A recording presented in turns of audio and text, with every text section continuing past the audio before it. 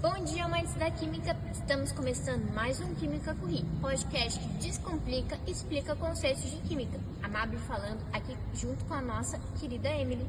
Olá, queridos! Hoje nós vamos entrevistar a doutora Amanda Monteiro e a professora Ana Carolina.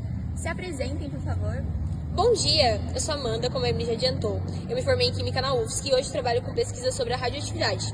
Eu amei receber esse convite para falar sobre esse assunto que é tão importante para a Química. Eu sou Ana Carolina, eu sou formada em Química na UFRGS e eu vim junto da Amanda para nós falarmos sobre isótopos e radioisótopos. Eu trabalho como professora dos alunos do doutorado em Química e eu me sinto muito lisonjeada pelo convite. Nós agradecemos por vocês terem aceitado o nosso convite. Vamos começar do início. Podem explicar para o público o que seriam isótopos e radioatividade? Claro, eu vou falar mais sobre a radioatividade, que ela é mais a minha área, e a Ana pode falar sobre os isótopos e os radioisótopos, tudo bem? Claro! Bom, de uma forma bem resumida e descomplicada, a radioatividade é um fenômeno nuclear, pelo qual um núcleo instável, carregado de muita energia, emite espontaneamente partículas ou ondas, transformando-se em um núcleo estável e menos energético. E sobre os isótopos, eles são elementos que possuem o mesmo número de prótons, porém números diferentes de nêutrons. Em seus núcleos, os radioisótopos são isótopos de elementos químicos cujo núcleo é instável, e essa instabilidade faz com que eles sofram um rearranjo das partículas atômicas, durante o qual eles emitem radiação para se tornarem mais estáveis. E esse processo é o que a gente chama de radioatividade. Alguns isótopos são naturalmente radioativos, enquanto outros se tornam por meio de processos artificiais. Esse conteúdo é muito interessante e muito importante, porque são questões chaves para entender como funciona a radioatividade e os processos que utilizam dela. Com certeza! Outro ponto importante para entendermos isso é a história e os químicos que desenvolveram esses conceitos. E já puxando nesse ponto, vocês podem comentar uma linha do tempo desses conceitos? Claro! Obviamente, a gente tem que começar pelo sódio, né?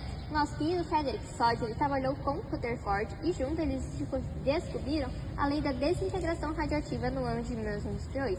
Já em 1913, o Soddy lhe propôs o conceito de isótopos e em 1921 ele recebeu o Prêmio Nobel em Química por conta das suas pesquisas sobre isótopos e radioatividade. Eu li uma vez que ele mostrou que diferentes produtos radioativos poderiam ter as mesmas propriedades químicas e ocupar o mesmo lugar na tabela periódica, mas ter massas atômicas distintas. Sim, essa inclusive foi uma das grandes contribuições dele. Como a Ana já disse, o Soddy trabalhou com Rutherford e também teve grandes feitos no campo da química. Foi ele quem demonstrou que a radiação apresenta três formas, a alfa, a beta e a gama. Os estudos dele serviram como base para que pudéssemos compreender a estrutura nuclear e mais tarde entendermos o que seriam os isótopos. E quando a gente fala de isótopos e átomos, é muito importante nós lembrarmos do Thomson, já que ele descobriu o elétron e em 1913 ele demonstrou de forma experimental a existência de isótopos estáveis. Um feito curioso dele foi o uso de um espectrômetro de massa rudimentar para estudar o neônio, e a partir disso ele percebeu que o gás tinha dois tipos de átomos diferentes, mesmo tendo as mesmas propriedades químicas. E para finalizar, a gente pode relembrar do Francis Aston. Ele aperfeiçoou o espectrógrafo de massa e ele mediu massas atômicas com muita precisão. Ele formulou a regra dos números inteiros também. Amanda, explica para o público o que seria a regra dos números inteiros, por favor, caso que fique essa dúvida para o público. Boa! Então, essa regra dos números inteiros diz que a massa dos isótopos elas são aproximadamente números inteiros quando comparados com a massa do hidrogênio. E para finalizar o programa de hoje, vamos só relembrar a importância dessas contribuições, né? Graças a esses caras, a gente sabe que diferentes elementos radioativos têm diferentes meias-vindas e modos de decaimento. E os estudos deles influenciaram em coisas que são atuais, como a adaptação por carbono 14, a medicina nuclear, a energia nuclear e foram um marco importante na pesquisa científica. Exatamente. Fechamos esse episódio agradecendo vocês, meninas, por virem aqui falar de um tema tão curioso, né? Agora, se quiserem, podem falar as redes sociais de vocês e se despedirem.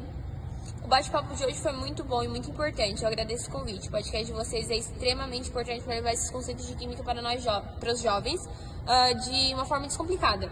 O meu Instagram é Amanda Nanteiro e geralmente eu estou postando sobre o meu trabalho lá.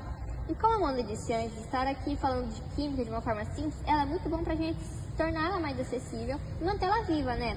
Meu Instagram é @Ana_Carolina_César e eu também explico por lá alguns conceitos de química. Então, por hoje foi isso, pessoal. Beijos químicos do podcast Química Corri.